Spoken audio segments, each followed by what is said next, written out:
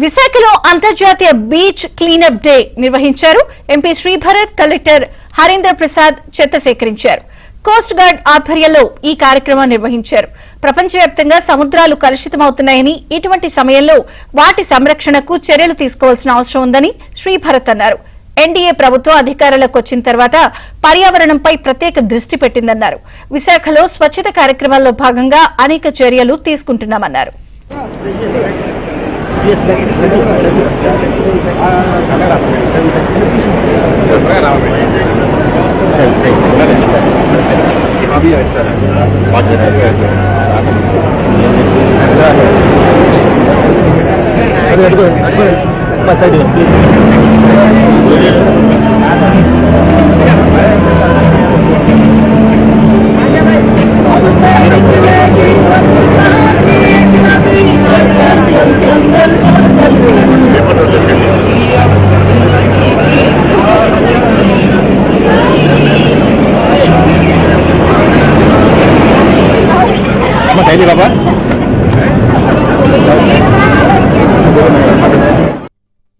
ప్రభుత్వం వచ్చినప్పటి నుంచి భారతదేశాన్ని ఒక స్వచ్ఛ భారత్గా చేయాలని మన ప్రధానమంత్రి మోడీ గారు అనేక సార్లు పిలుపుకోవడము, ప్రతి రాష్ట్రం కూడా దాన్ని చాలా సీరియస్గా తీసుకుని మనం కూడా ఇప్పుడు మన రాష్ట్రంలో స్వచ్ఛాంధ్ర, ఎందుకంటే బాబు గారు 95 నుంచి 2004 మధ్యలో కూడా ఒక రోడ్డు క్లీన్గా పెడితే, రోడ్డు పక్కన మొక్కలు నాటితే, మన క్లీన్లీనెస్గా పెడితే మన బ్రాండ్ ఇమేజ్ ఎంత ప్రపంచవ్యాప్తంగా మారుతుంది అనేది గత 30 ఏళ్ళుగా బాబు గారు ఆలోచిస్తున్నారు.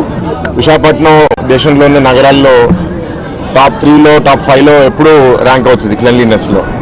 కానీ రోడ్డు మీద చూస్తే కొంత ప్లాస్టిక్ కనపడుతుంది, బీచ్కి వస్తే చాలా ప్లాస్టిక్ కనపడుతుంది. నెక్స్ట్ 2-3 ఇయర్స్ పూర్తిగా మనం ఒక క్లోజ్డ్ అని చెప్పను కానీ ఒక ట్రీటెడ్ వేగా మనం అన్నిటినీ కవర్ చేస్తాము.